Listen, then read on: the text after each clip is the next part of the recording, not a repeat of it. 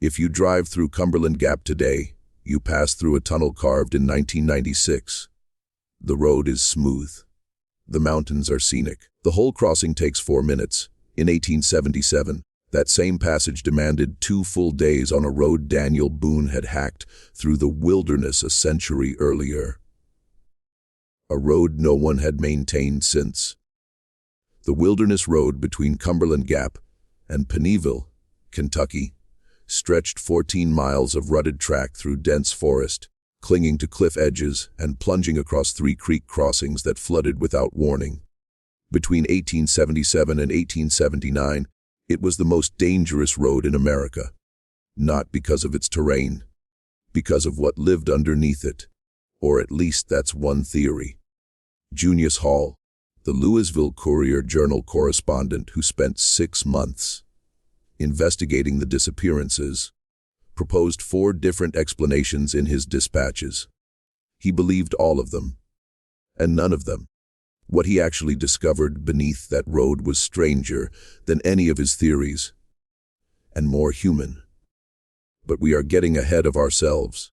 Before Junius Hall ever set foot in Bell County, before he ever lit his lantern and crouched beneath a limestone ledge in the dark interior of a mountain, 7 people vanished on a 14-mile road in southeastern Kentucky. Not all at once. Not in some single catastrophic event that could be blamed on weather or bandits or the simple brutality of the frontier. One at a time, every few months. With a patience and consistency that made it worse. That transformed what might have been a series of unfortunate accidents into something that could only be described as a pattern. And patterns, as every reader of detective fiction and every experienced correspondent knows, are not accidents. Patterns are the fingerprints of intention. The road itself deserves description, because the road is not merely the setting of this story. It is a character in its own right, and like all the best characters, it has a complicated past.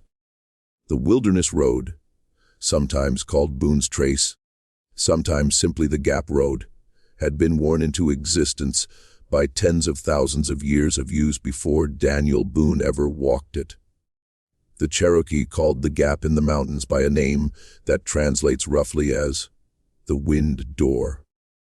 A narrow notch where Powell Mountain, Cumberland Mountain, and Stone Mountain converge in a geological accident that left a passage through the Appalachians at an elevation of just under 800 feet. The Cherokee and the Shawnee used it for centuries as a crossing point for hunting expeditions and seasonal migrations. Buffalo used it before them. The trail through the gap was by 1775 not a new road, but a very old one, worn down not by wheels, but by hooves and moccasins and the soft, patient pressure of generations. Boone's party widened it. The settlers who followed widened it further. Between 1775 and 1810, something like 300,000 people passed through Cumberland Gap on their way to Kentucky and beyond. An astonishing procession of humanity that transformed the road from a forest track into something resembling a thoroughfare. At its peak, the Wilderness Road was the busiest highway in America west of the Appalachians. Taverns and way stations appeared along its length. Ferries operated at the creek crossings. A man with a gun and a sharp eye could make a reasonable living off the passing traffic, by whatever means suited his temperament. But by 1840, it was already fading. The Great Migration to Kentucky had crested and receded. People were pushing further west, to Ohio, to Indiana, to Illinois, to the vast, unfamiliar territories beyond the Mississippi. The railroad had bypassed the gap entirely, threading through Knoxville to the south and Lexington to the north, leaving the 14 miles between Cumberland Gap and Penneyville in a peculiar kind of historical suspension. The road that had once carried the vanguard of American expansion now served a scattered population of farmers, miners, preachers, and peddlers who had simply never left by 1877. The Wilderness Road between Cumberland Gap and Peneval looked the way all things look when history moves past them and doesn't look back. The ruts were deep and unpredictable, carved by a century of wagon wheels, and then left to fill with rainwater and freeze and thaw and crack and deepen again. The bridges over the creek crossings had rotted and been replaced with fords, which is to say that the crossings were now simply places where the road went into the water, and if the weather cooperated, came out again on the other side. The forest had reclaimed the cleared margins of the road. Trees grew in what had once been the yards of abandoned taverns. Chimneys stood in the middle of thickets, with no walls around them, like fingers pointing at the sky. The way stations were gone. The ferries were gone. The commerce was gone. What remained was the road itself, stubborn and purposeful in the way that old roads always are, connecting 2 points on a map with a directness that newer and more comfortable routes could not be bothered to match. And beneath the road, beneath the limestone bedrock that the road had been worn into over a century of use, there were the caves. Bell County, Kentucky sits atop one of the most extensively caverned geological formations in the eastern United States. The Cumberland Plateau limestone, laid down 350 million years ago in a shallow tropical sea, has been dissolved by slightly acidic groundwater for the past 10 million years into a labyrinth of passages, chambers, and vertical shafts that would require years of exploration to fully map. Some of the caves are small, narrow crawlways that a determined man could push through for 30 feet before the rock closed in and stopped him. Others are vast. Gap Cave, known today as Cumberland Caverns, has passages that extend for more than a mile and chambers large enough to hold a congregation. Coger's Cave, the subject of a popular 1864 novel, had been used as a saltpeter mine during the Civil War and was well known enough to be on tourist maps. But these were the famous caves, the named caves, the caves the county knew about and had in some fashion domesticated. The unnamed caves, the ones local families knew about but visitors didn't, the ones without novelists or tourist maps or established paths. Numbered in the dozens along the 14-mile stretch of the Wilderness Road, they were part of the landscape in the way that a particularly useful tree stump is part of a landscape. Noticed, utilized, unremarkable. Farmers stored root vegetables in them because the temperature stayed constant at around 54 degrees year-round. Moonshiners used them because the constant temperature was ideal for fermentation and the darkness was ideal for privacy. Children played in them. Dogs chased foxes into them. During the Civil War, both Union and Confederate forces had noted the larger ones in their survey reports and used them for everything from ammunition storage to field hospitals. This is the world that Solomon Reed wrote into in January of 1877. Reed was a peddler, which in the 1870s was a more specific and socially significant occupation than the word suggests today. A peddler in rural Appalachia was not merely a man who sold things from a bag. He was a connector, a circulator, a one-man postal and commercial network that linked isolated farmhouses to the wider economy. He carried needles and thread, patent medicines and almanacs, comms and small mirrors, cheap jewelry and expensive rumors. He knew the road the way a postman knows a neighborhood. Every house, every dog, every woman who would buy a hair ribbon without asking her husband's permission first. Reed had been working the stretch between Cumberland Gap and Peneval for 11 years. He knew every rock and rut of it. He knew the caves, though he had no particular interest in them beyond their utility as shelter in a rainstorm. He left Cumberland Gap on the morning of January 14th, 1877 on a mule named Patience, which was, according to the accounts of those who knew him, an aspirational name rather than a descriptive one. His saddlebags were full. He had 30, $7 in coin in his coat pocket, which he had earned selling goods to the military post at the Gap. He expected to reach Penneyville in 2 days, with stops along the way to sell from his bags to the farmhouses that lined the road. He never arrived. Patience arrived in Penneyville 3 days later, on January 17th. Alone. The mule walked into town with her full saddlebags still strapped to her sides, the $37 in coin still in the coat that was draped over the saddle. Though Reed himself had been careful to keep his money on his person rather than on the animal. The mule was hungry and thirsty, but otherwise unharmed. She showed no signs of having been in a struggle, no cuts or abrasions that would suggest a fall or a fight. She had simply been walking alone for an indeterminate period of time. This alone would have been alarming, but it was what was tied to Patience's neck that made the men who found her step back and look at one another in silence. Someone had tied a strip of cloth to the mule's neck. The cloth was clean, not torn from Reed's clothing, not a piece of saddlebag canvas, but a specific kind of woven cloth, gray-brown in color, that no one in Penneyville could immediately identify. More importantly, the cloth had been tied in a specific knot pattern. Not a simple knot, not an accidental configuration, but a deliberate, intricate series of loops and crossings that took the shape, to those who knew how to read it, of a territorial marker.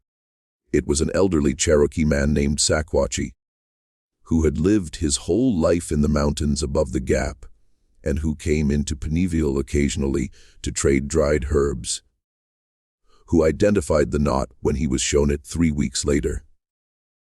He looked at it for a long moment, turning the cloth in his hands, and then he set it down on the counter with the careful deliberateness of a man putting down something that has weight beyond its physical mass. "That says occupied territory," he said. "It says this place is spoken for.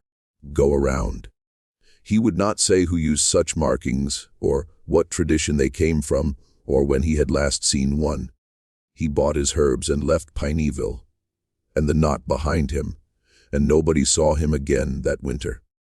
The disappearance of Solomon Reed was reported to the county sheriff, a man named Hiram Bates, who had held the position for 12 years and who possessed in roughly equal measure practical competence and an absolute reluctance to venture into the mountains in January. He sent a deputy to walk the road as far as Reed's presumed stopping point, which the deputy estimated to be somewhere around the 7-mile mark, based on the mule's condition and the last farm at which Reed had reportedly been seen. The deputy found nothing. The road gave up nothing.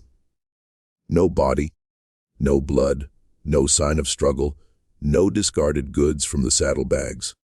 The ground was frozen hard, which meant there were no clear tracks to follow. The deputy returned to Penneyville and reported that the peddler had either wandered off the road voluntarily or had been taken by persons unknown, and that in either case the trail was cold. The case of Solomon Reed was filed away in the county records and might have remained there unconnected to anything had Margaret and John Duncan not set out from Cumberland Gap 3 months later. The Duncans were not locals. They were a married couple from Harlan County, moving to Penneyville, where John had secured work as a surveyor's assistant for a mining company that was beginning preliminary assessments of coal deposits in Bell County. This was in 1877, the very earliest edge of the industrial wave that would within 20 years transform the entire Cumberland Plateau. But in April of that year, it was simply a man and his wife and their loaded wagon moving through the mountains to start a new life. They had a dog, a brown mixed breed hound of no particular distinction named Drum.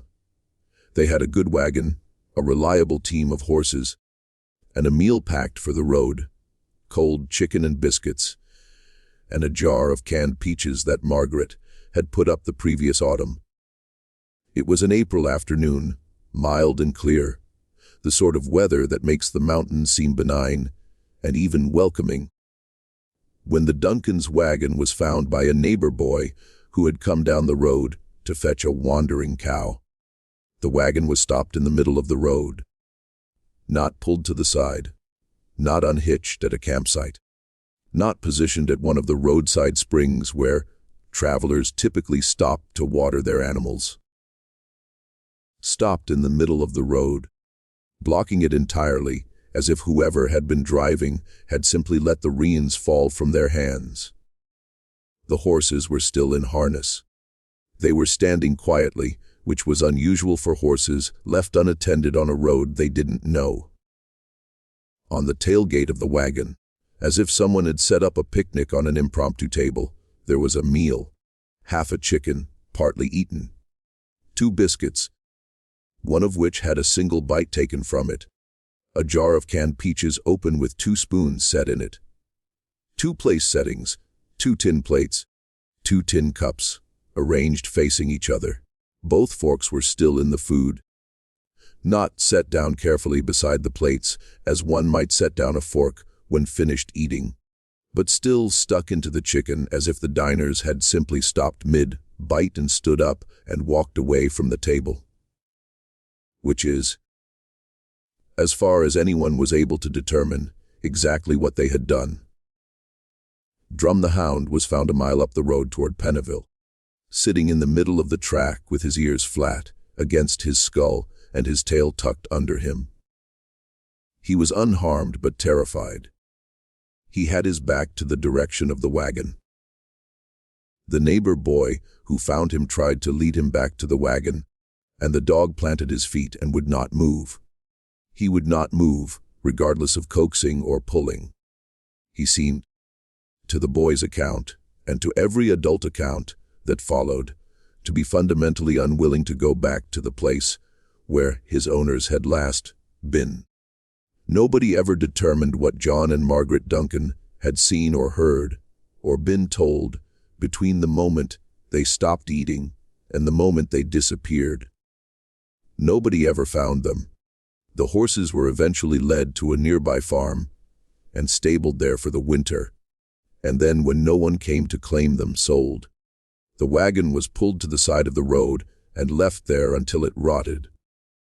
Drum the hound was taken in by the neighbor boy's family and lived, by all accounts, a long and comfortable life. But he never again went near the stretch of road where his owners had vanished. Even years later, when the boy, grown by then to a young man, tried to take him that way, the dog would stop a quarter-mile from the spot and lie down in the road and refuse to move. Dogs understand things we don't, or they remember things we can't afford to. The sheriff made another trip out to the road. He walked the area around the wagon carefully this time, looking for signs of foul play. Blood, disturbed ground, discarded clothing, the remains of a fire that might have been used to signal or to threaten. He found nothing. The ground around the wagon showed the prints of 2 people and a dog. The people's prints stopped abruptly about 30 feet from the road's edge, at a rocky outcropping where the limestone pushed through the topsoil in a low shelf. Beyond the outcropping, the prints vanished on the stone. There was a narrow crack in the limestone shelf, 6 inches wide perhaps, but it was too small for a person to pass through. Or it looked too small. Sheriff Bates noted it in his report and moved on. 3 months later, in August of 1877, Corporal William Hess of the United States Army left the military post at Cumberland Gap on his regular mail run to the post at Barberville, a distance of roughly 40 miles that took him first through the 14 miles of the Wilderness Road and then north along better maintained routes. Hess had made this run 17 times without incident. He was an experienced rider, unafraid of the road, and he carried a government-issued sidearm that he had never found occasion to use. His horse was a solid bay gelding named Government Issue, a name that suggests Hess had a dry sense of humor about his chosen profession. Government issue arrived back at the Cumberland Gap, post 22 hours after Corporal Hess had departed, with Hess's dispatch bag missing from the saddle and Hess himself nowhere to be found. The horse was in good condition. Better condition, in fact, than if he had completed the full run to Barberville and back, which suggested that whatever had happened to separate rider from horse had happened early in the journey, in the first few miles. A search party went out the next morning. They found Hess's personal effects arranged on a flat, table-sized limestone rock about 100 yards off the road, in a hollow below a limestone bluff. The arrangement was precise enough to stop the sergeant leading the search party in his tracks and make him remove his hat. Not out of reverence exactly, but out of the same instinct that makes people take their hats off in places where something solemn has occurred. Hess's pocket watch had been placed at the top of the row. Below it, his wallet, still containing $11 and a daguerreotype of a young woman. Below the wallet, his wedding ring, which he had been wearing on his left hand that morning, according to the soldier who had seen him off at the post. Below the ring, his Bible, a small format New Testament with his name written in the front cover in his own hand. The items were arranged in a neat horizontal line on the rock, separated by even spaces, as if someone had been careful to leave enough room between each item for them to be seen individually. As if each item were an exhibit in a case. His dispatch bag was never recovered. Whatever official correspondence it had contained was never delivered to Barberville. The Army conducted its own investigation, which concluded after 6 weeks that Corporal Hess had likely been robbed and murdered by persons unknown, and that his body had been disposed of in the forest or in one of the nearby caves. A reward of $50 was offered for information leading to his discovery. No one collected the reward. What the Army's investigation did not explain, what no one satisfactorily explained, was why a robber would steal a military dispatch bag and leave $11 in cash, or why a murderer would take the time to arrange his victim's personal effects in a careful line on a stone, like items in a museum display, rather than simply leave them where they fell. The arrangement spoke of deliberateness.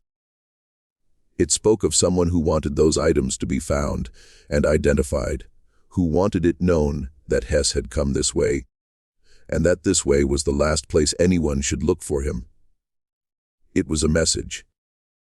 The problem was that nobody could read it. The winter of 1878 brought the fourth incident, or rather the fourth and fifth incidents, because this time there were 2 of them. 2 unnamed travelers who stumbled out of the woods on a February morning and knocked on the door of a farmhouse, 2 miles off the wilderness road, as if they had been walking for some time in a direction they couldn't fully account for. The farmer's wife who opened the door described them later to Dr. Elias Knott, the Paineville physician who examined them, as looking the way people look after church. Not quite here yet. Still somewhere inside their heads. They were a man and a woman. Not a couple by the look of them. More likely 2 strangers who had been traveling in the same direction and had fallen in together for safety. They were unharmed physically. No cuts or bruises, no signs of exposure despite the February cold, no obvious illness. They were dressed in their own clothing, which was clean and dry. They were not hungry. They were, however, thoroughly incoherent. Not in the way of people who have had a shock. Not trembling, not weeping, not speaking in incomplete sentences. They were incoherent in a more specific, more unsettling way. They could carry on a conversation, answer questions, respond to their names, which were recorded as E. Hollis, male, approximately 40 years old, and A. or possibly O. Crane, female, approximately 35, They could eat and drink and dress themselves. They simply could not say with any consistency where they had been for the previous 24 hours. Hollis said he had been walking. When asked where he'd been walking, he said inside. When asked inside where, he said he didn't remember. When asked the last thing he did remember before finding himself walking, he looked at his left hand and said, "Someone looked at my hand." A crane, examined separately, gave essentially the same account. She had been walking. She had been inside somewhere. She didn't remember the details. She remembered someone looking at her left hand. Dr. Knott examined both hands carefully. On each person's left hand, on the fleshy pad below the thumb, there was a small wound, a clean incision, perhaps 3/8 of an inch in length, that had been made with something sharp, and that had been closed with a single neat stitch of fine thread. The wound was not fresh. It was 2 or 3 days old by Knott's estimate, well on its way to healing. It had been treated with something antiseptic, possibly turpentine or some herbal preparation. Because there was no sign of infection. Knott noted in his records that the wounds were identical in both size and placement on both individuals, which suggested they had been made by the same hand with the same instrument. He noted that the stitching was competent, the work of someone with at least basic surgical training, or at minimum significant experience with wound closure. He noted that neither patient could explain the wounds or had any memory of receiving them. Both Hollis and Crane recovered fully within a week. Their memories did not return. They left Peeneville, and as far as the historical record shows, never returned and never spoke publicly about their experience. Knott kept their names in his records and reported the incident to Sheriff Bates, who added it to his growing file on the disappearances along the Wilderness Road, and stared at the file for a long moment before closing it and putting it in his desk drawer. By the time Reverend Lyall Combs walked into the road at midnight in March of 1879, the disappearances had become a local legend. The Wilderness Road, never an inviting stretch of travel, had acquired a reputation that went beyond the merely dangerous. People who lived within a few miles of it knew about the incidents, knew the names Reed and Duncan and Hess, knew about the 2 incoherent travelers who had wandered out of the woods unable to say where they'd been. They spoke about these things the way that rural people speak about things they can't explain and don't want to think about too hard. Obliquely, in hypotheticals, with the careful vagueness of people who suspect that naming a thing too precisely might invite it closer. Combs was not a stranger to the road. He had ridden it dozens of times in his 14 years as a circuit, riding preacher serving the scattered congregations of Bell County. He was 61 years old, stout and deliberate, a man who had spent decades riding solitary miles through these mountains, and who had developed a preacher's equanimity in the face of wilderness. A sense that he was accompanied, that the darkness beyond his lantern was not empty but full. He had no fear of the road. He had, in fact, written a small pamphlet for his congregation about the spiritual significance of the gap as a threshold, a passageway, a place where one world ended and another began.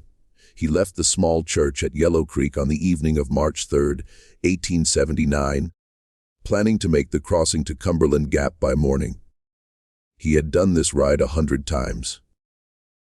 He knew every turn of the road. He was found at midnight by a farmer named Calvin Prout, who was coming home late from a neighbor's farm. Sitting in the middle of the Wilderness Road, not collapsed, not injured, not unconscious. Sitting in the middle of the road on a large flat stone in the lantern, lit dark, with his hands folded in his lap, looking at nothing in particular. Prout pulled his horse up and spoke to him.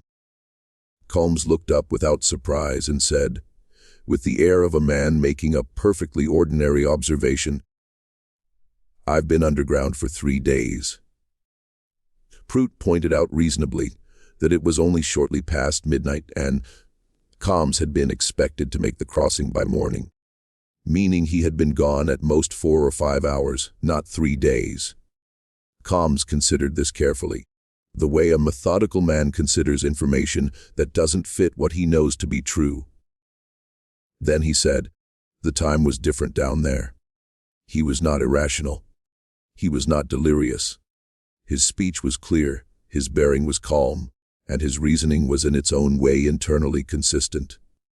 He told Prout, and later told Dr. Knott, and later still told a reporter from the Middlesbrough Gazette who happened to be passing through, that he had entered a cave opening he had not previously known about, somewhere along the middle stretch of the road. He had been invited in by a person he described as a man, but dressed from a different time. Not old, but old-fashioned. The way that old portraits are old-fashioned. He had gone in because the invitation had been somehow irresistible. Not threatening, irresistible, like the way a story pulls you forward past the hour when you intended to sleep. Inside, he said, there were rooms. Not natural cave chambers, but made rooms. Walls built from limestone blocks. Ceilings fitted with wooden beams where the cave ceiling was too irregular. Furniture. Tables, chairs, shelves with objects on them. Lamps burning something that smelled like tallow, but gave a clean, even light. Books on the shelves. A hearth with a fire in it. Other people. He couldn't say how many, who moved through the spaces with the ease of people in their own home. They spoke English, he said, but it was English from a different time. Not incomprehensible. He understood them well enough. But the rhythms were older, the vocabulary older, the manner of dress older. They spoke the way his grandfather's generation had spoken, or perhaps his great-grandfather's, the way people spoke in books written 100 years before. They had fed him. They had not restrained him. They had talked to him about. And here Combs's account became less specific, more impressionistic, about things he couldn't quite bring himself to repeat. About the road. About the people who had passed over it. About what lay beneath it, and had always lain beneath it, and would continue to lie beneath it long after the road itself was gone. When he wanted to leave, he left. They had opened a passage for him, and he had walked back to the surface and found himself on the road in the middle of the night, with no clear sense of how long he had been below. He was committed to the Eastern Kentucky Lunatic Asylum in Lexington 3 weeks later, at the recommendation of Dr. Knott, who found him physically healthy but mentally. Knott's word was reoriented, by which he meant that Combs seemed to be living at least partially in a different frame of reference than the one that most people shared. He continued to maintain his account with complete consistency. He never recanted. He never added to it or elaborated in ways that suggested confabulation. He simply told the same story in the same detail, every time anyone asked him, until he died in the asylum in 1884. He was never, by any official account, considered reliable. It was the cumulative weight of these 5 incidents. 7 people, 6 of them still missing, 1 found alive with an account that the authorities dismissed, and the neighbors found terrifying, that eventually reached the desk of Henry Watterson, the editor of the Louisville Courier-Journal, in the spring of 1879. Watterson was one of the most significant figures in 19th-century American journalism. A man who understood that the best newspaper stories were not about what happened, but about what it meant, and who had spent 2 decades assembling a staff of correspondents capable of writing at that level. He read the brief accounts that had been filed by local stringers, recognized the shape of something larger, and dispatched his best man, Junius Hall arrived in Pennville on a Thursday afternoon in early May of 1879, traveling by rail to Jellicoe, Tennessee, and then by horse the remaining distance north. He was 34 years old, a graduate of Transylvania University in Lexington, and a correspondent of 8 years' experience who had covered the aftermath of the Franco-Prussian War in 1871, the Great Chicago Fire the same year, and more recently a series of mine disasters in western Pennsylvania that had established him among readers of the Courier-Journal as a writer who could be trusted not only to find the story, but to understand it. He was also, which was less professionally significant but personally essential, a man who found the darkness at the bottom of a cave more interesting than frightening. He had once, on a dare at a university fraternity dinner, crawled 600 feet into a cave in Woodford County in order to retrieve a piece of cave onyx that he had bet he could reach. He had retrieved it. He kept it on his desk as a paperweight. His first dispatch from Bell County, published 2 weeks after his arrival, opened with a line that became one of the more quoted sentences of his career. "The Wilderness Road has a history longer than the United States, and a patience that makes the United States seem like a recent and temporary arrangement." He had gone to Bell County expecting to find a local mystery, a community haunted by its own superstitions, a string of unrelated accidents knitted together by fear and isolation into a narrative that felt more significant than it was. What he found instead was something he had not expected, something that resisted his professional instinct to reduce and explain, something that required him to hold 4 contradictory theories simultaneously and acknowledge that he couldn't yet rule any of them out. His first week in the county was devoted to what he called in his notes, establishing the landscape, walking the entire 14-mile stretch of the road, stopping at every farmhouse within reasonable distance, and making a map. The map, which he reproduced in simplified form in his dispatches, was the first systematic document of the road's physical character in decades. He noted the creek crossings, the cliff sections, the abandoned structures, and he noted the caves. The count surprised him. He had expected a few, the famous ones. Gap Cave at the northern end of the stretch, Coger's Cave a few miles south. What he found was something closer to a geological fact. The road was riddled with them. In 14 miles, walking the edges of the road and the ground to either side, Hall counted 23 cave entrances large enough for a person to enter upright. He suspected there were more, smaller ones hidden by vegetation or collapsed to crawlways that he had missed entirely. He began keeping notes on each one. Some were clearly in regular use. He could see the marks of recent entry, footprints, the scratched stone at the edges of entrances, where lanterns had been set down or clothing had brushed against the rock. These were the farm family caves, the ones used for storage and distilling and shelter, domesticated by generations of use and known to everyone in the area.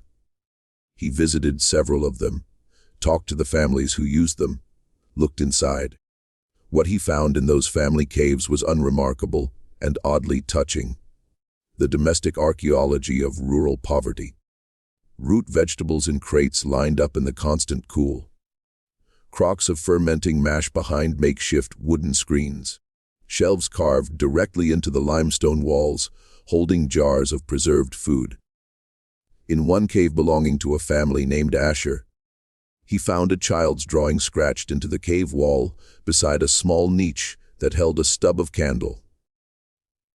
A stick figure with what appeared to be wings, which the mother identified as an angel that her daughter had scratched there the previous winter, when the cave was being used as an impromptu shelter during a blizzard that had collapsed part of their roof. The family caves were alive with use and history, but there were other entrances, darker ones further from the road, in places where the terrain made casual access difficult. That had a different quality. Entrances that Hall would approach and then stand in front of for a long moment, peering into the dark before deciding whether to go in. Entrances that had no footprints near them, or footprints that went in and didn't seem to come back out. Entrances that made the back of his neck do the thing it does when you're alone in a forest and you realize the birds have stopped singing. Old Man Messer helped him understand the distinction. Elias Messer was 79 years old, or said he was. Hall noted in his dispatch that Messer's age was impossible to verify, and that Messer himself seemed uncertain whether his birth date was 1799 or 1800, which he attributed philosophically to the fact that time moves different when you're not paying close attention to it. He had been born within 3 miles of the road and had never lived more than 5 miles from it at any point in his life. He had farmed and trapped, and during the Civil War had done something he was vague about that, apparently involved keeping the interior of a cave in darkness when certain people were looking for it. He had the manner of someone who had spent 60 years learning to observe without being observed.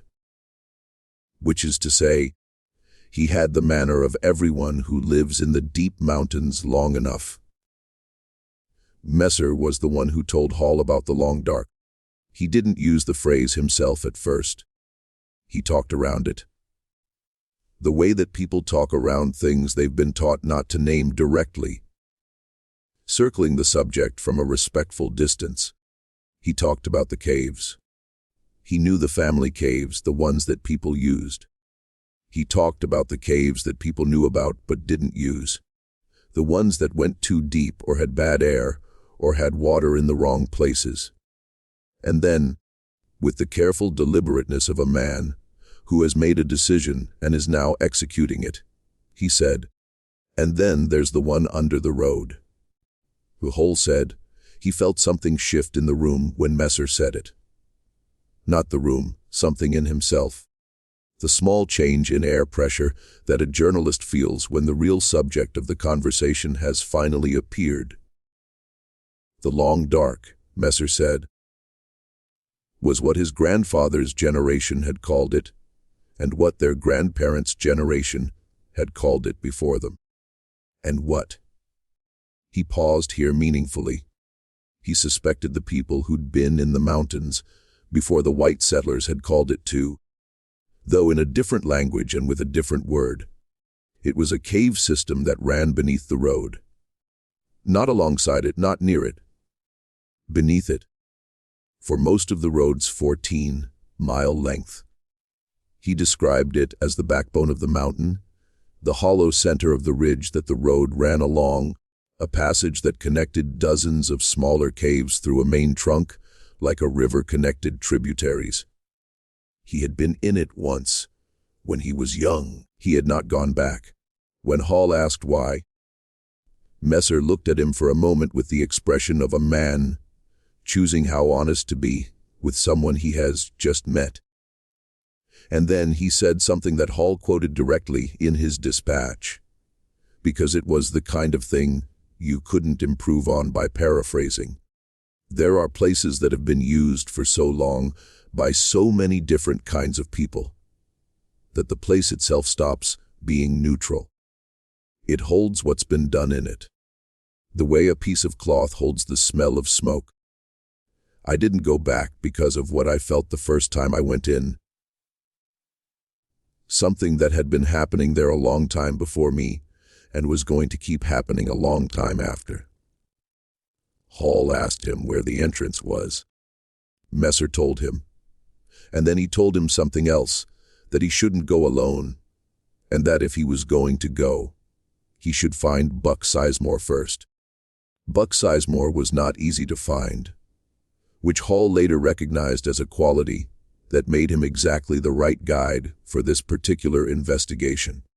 He was in his late 30s or early 40s, his age as uncertain as Messer's, though for different reasons. a lean, quiet man of the type that the mountains produced at intervals. People who moved through the landscape with a practiced invisibility that wasn't evasiveness exactly, but a kind of ecological adaptation. He had grown up, as far as Hall could determine, in a household somewhere along the road.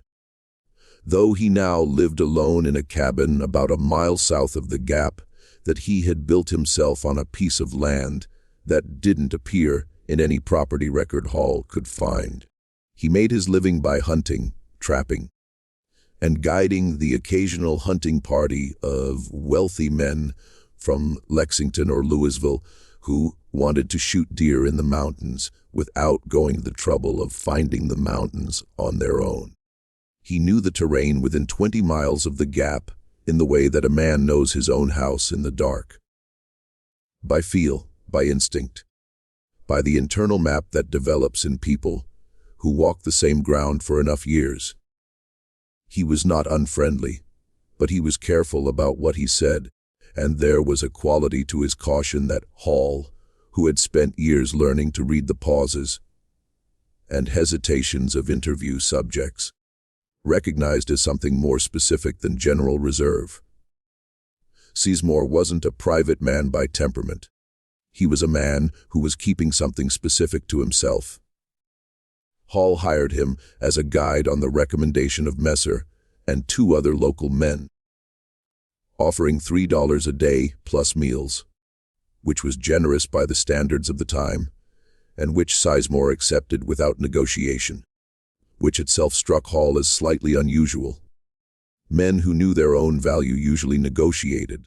Men who agreed to a first offer without comment were either uncertain of their worth or had a reason for wanting to be on the journey that had nothing to do with the money. They set out on a Tuesday morning in the second week of June, carrying 2 lanterns each, a coil of rope, chalk for marking passages, and enough food for 3 days. Hall also carried his notebooks and, unusually for him, a revolver.